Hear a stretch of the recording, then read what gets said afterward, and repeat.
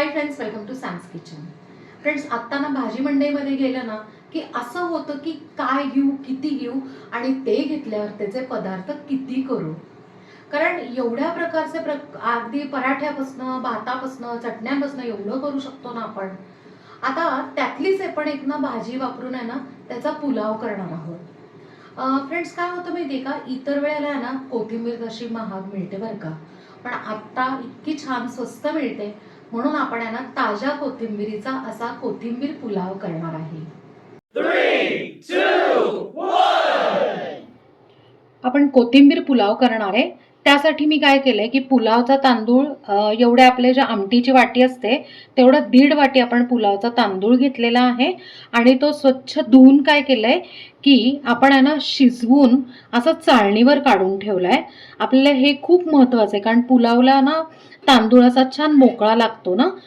आता जवळजवळ 1 तास झालेला आहे चाळणीवर काढून आणि मस्त मोकळा झालेला आहे.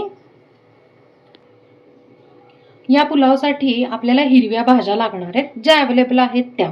इथे मी अर्धी वाटी फ्रेश सोललेला मटार घेतलेला आहे, इथे अर्धी वाटी फरसबी घेतलेली आहे आणि एक मध्यम ढोबळी मिरची अशी किंचित ना जाडसर चिरून घेतलेली आहे. कोथिंबीर पुलावसाठी आपल्याला ग्रीन पेस्ट लागणार आहे. त्यासाठी इकडे मिक्सरच्या भांड्यामध्ये आपण काय करायचंय, छोटं मिक्सरचं चटणीचं भांडं घेतलंय. त्यातनं एक कांदा, कढीपत्त्याची पानं, 3 ते 4 हिरव्या मिरच्या थोडे तुकडे करून घालूया. मध्यम आलं, 4-5 लसणाच्या पाकळ्या, भरपूर कोथिंबीर, अर्ध लिंबू, थोडंसं पाणी घालून आपण आहे ना पेस्ट करूयात. पातळ करायची नाहीये. मस्त आपण अशी हिरवीगार पेस्ट तयार करून घेतलेली आहे. आता आपण पुलाव करायला घेऊया. पुलाव करण्यासाठी आपण एक मोठी कढई ठेवलेली आहे.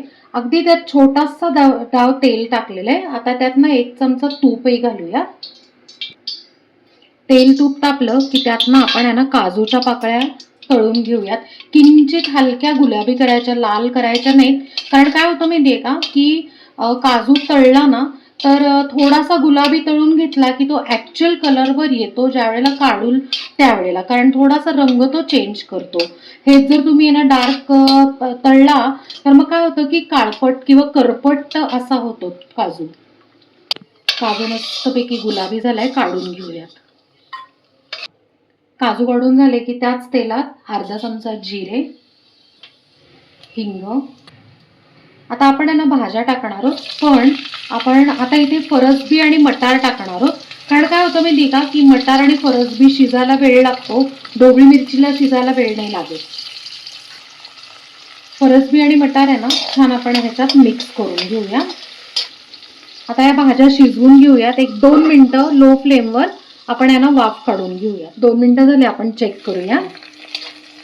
वा, मस्तपैकी आपल्या ना भाज्या इतक्या छान हिरव्याच राहिलेल्या आहेत आणि अशा छान आहे ना 80% शिजलेल्या आहेत.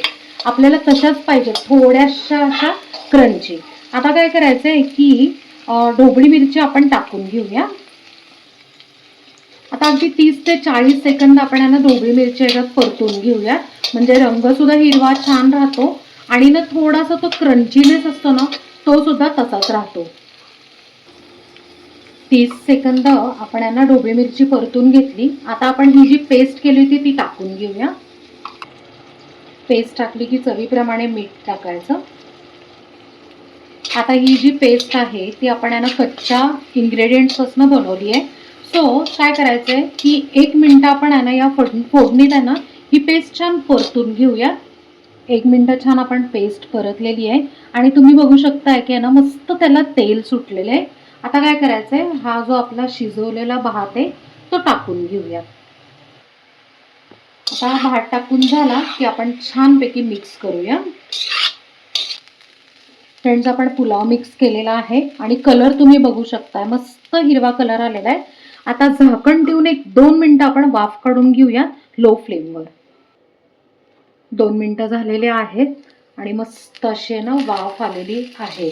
आता आपण ना काय करूया की आपला पुलाव तयार आहे. गॅस बंद करून आपण तो सर्व करूया. फ्रेंड्स, मस्त असा आहे ना रात्रीच्या जेवणासाठी झटपट होणारा असा कोथिंबीर पुलाव तयार आहे आणि आपण तो इथे सर्व करून घेतलेला आहे. एकदम पौष्टिक पण आहे. आणि आता आपण ना सर्व करताना आपण त्याच्यावर तळलेल्या काजूचं गार्निशिंग करत आहोत. फ्रेंड्स, ह्याच्या आधी पण आहे ना 3-4 प्रकारचे पुलाव आपण आहे ना आपल्या चॅनलवर दाखवलेले आहेत. त्या सगळ्याची लिंक्स मी डिस्क्रिप्शनमध्ये देते, ते नक्की चेक करा. फ्रेंड्स, कसं वाटलं तुम्हाला पुलावचा व्हिडिओ? आहे ना मस्त एकदम आणि साधा सोप्पा आहे. आपण याच्यात नाही ना फक्त कोथिंबीरच नाही वापरली, तर अजूनही हिरव्या भाज्या वापरल्या आहेत. तुम्ही बघितलं असेल तर नक्कीच लक्षात येईल. ह्याच्या व्यतिरिक्त आपण आहे ना वेगवेगळ्या प्रकारचे पुलाव ह्याच्या आधी व्हिडिओ सुद्धा केलेले आहेत. त्याच्या लिंक्स डिस्क्रिप्शनमध्ये देते, नक्की चेक करा. आता हा जो पुलाव आहे तो टिफिनमध्ये अगदी लहान मुलं असो नाही तर मोठे असो, कोणालाही तुम्ही देऊ शकता फॉर अ चेंज. नक्की करून बघा आणि मला कमेंटमध्ये सांगा. आपल्या चॅनलला सबस्क्राईब करा, लाईक करा, शेअर करा आणि कमेंट करा आणि बेल आयकन नक्की प्रेस करा नवीन व्हिडिओच्या नोटिफिकेशनसाठी. थँक्यू.